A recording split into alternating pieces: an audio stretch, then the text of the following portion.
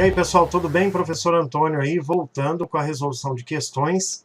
Nós tínhamos parado na questão número 30 para a prova número 4 aí, que caiu no concurso da Transpetro, para o cargo de técnico em inspeção e instalação júnior. E agora a gente está retornando com a resolução das questões 31 a 35. Algumas questões interessantes aí a respeito de metalurgia, soldagem, uma questão versando a respeito de sistemas analógicos e digitais, que foi uma questão assim que creio que não teve muito a ver com a área da mecânica, mas enfim, a gente procurou saber a teoria para resolver essa questão para vocês. E vamos começar então com a questão 31 aí, né, que é uma questão de basicamente uma questão de termometria, uma questão lá de física do ensino médio, onde você deve calcular o calor latente de fusão e o calor sensível, né?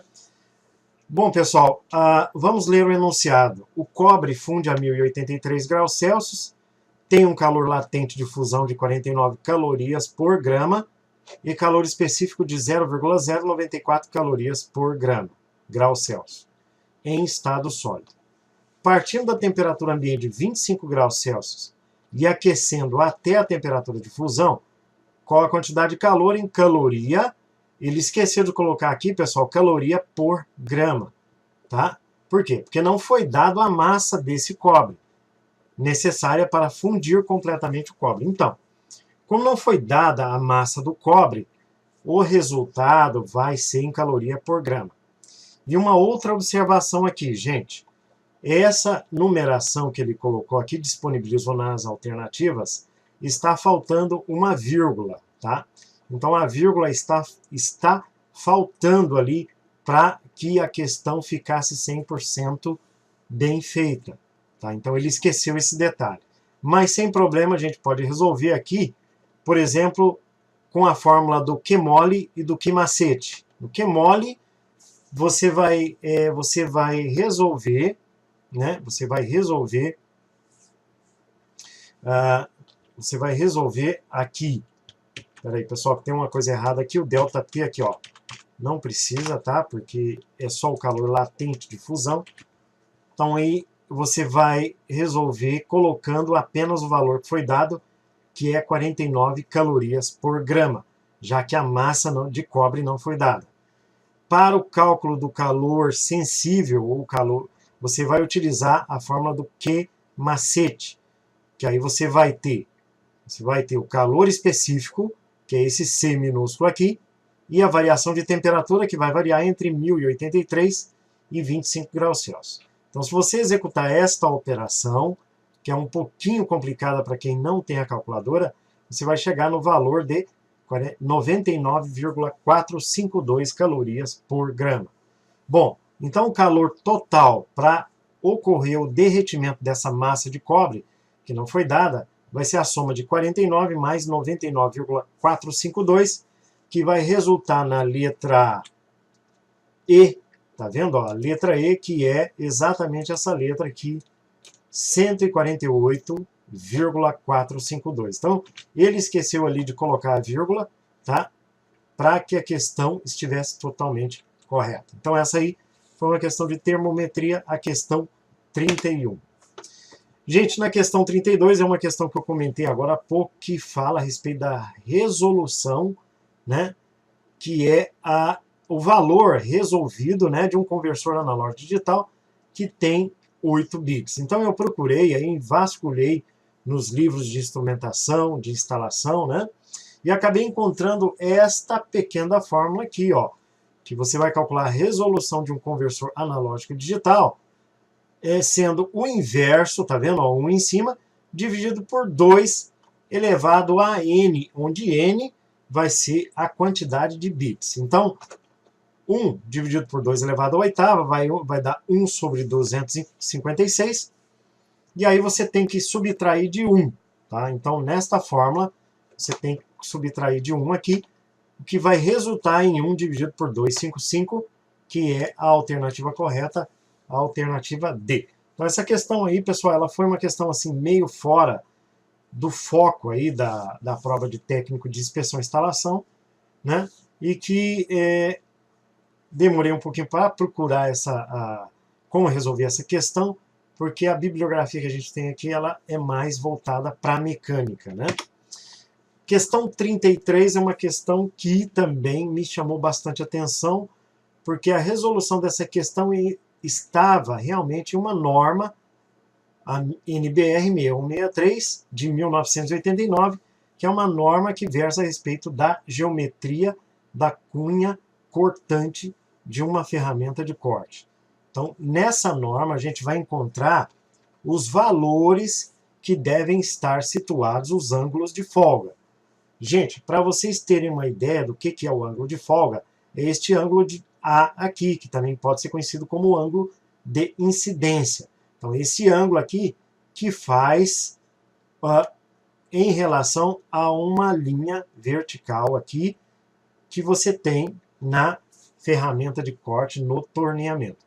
Então, lá na norma NBR 6163, eu encontrei esses valores aqui, que o ângulo de folga deve estar entre 6 graus e 12 graus no processo de torneamento, que é exatamente a alternativa B, a alternativa correta, tá, pessoal? Na questão 34, uma questão também que chama bastante atenção, porque muitas questões da Petrobras, da Transpetro e da BR Distribuidora perguntam assim, dos processos, qual que tem mais, ou qual que tem menos, ou qual é o maior, qual é o menor. Então, essa questão ela seguiu um pouco o padrão aí da Petrobras, perguntando, dentre os processos de soldagem, qual é o que acarreta a maior dispersão de calor. Gente, vamos falar do processo de soldagem a arco elétrico, que tem o maior aporte térmico, ou seja, é o que fornece maior quantidade de calor para a junta. E fornecendo maior quantidade de calor para a junta, obviamente, a dispersão do calor vai ser maior, tá ok? É claro, pessoal, que existem outras variantes aí na dissipação ou dispersão do calor. Por exemplo, a espessura da chapa, tá? Se a chapa for muito fina, então a dispersão de calor vai ser maior, que vai ter um menor volume de aço para absorver esse aporte térmico.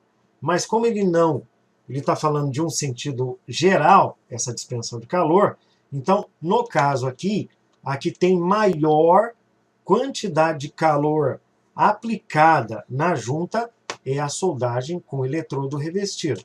Então, na soldagem eletrodo revestido, você tem uma temperatura altíssima na região da soldagem, que pode variar entre 2.000 e até 10.000 graus Celsius. Então, vocês já observam que, nesse caso, a soldagem com eletrodo revestido é a que tem a maior quantidade de calor aplicada na junta, tá? E a questão 35 foi uma questão, tá, versando a respeito dos processos de corrosão. Então, essa questão ela foi encontrada, a resposta, no livro de corrosão do Vicente Gentil, que creio eu que vocês tenham aí em casa. Se não tiverem, deem uma busca rápida na internet, vocês vão conseguir. Então, lá no livro, nos tipos de corrosão, vocês vão encontrar a corrosão intergranular, que é onde resultante do processo de corrosão do tipo sensitização, que acontece nos aços inoxidáveis. Gente, esse processo ele ocorre porque na região onde é soldada há um empobrecimento da quantidade de cromo.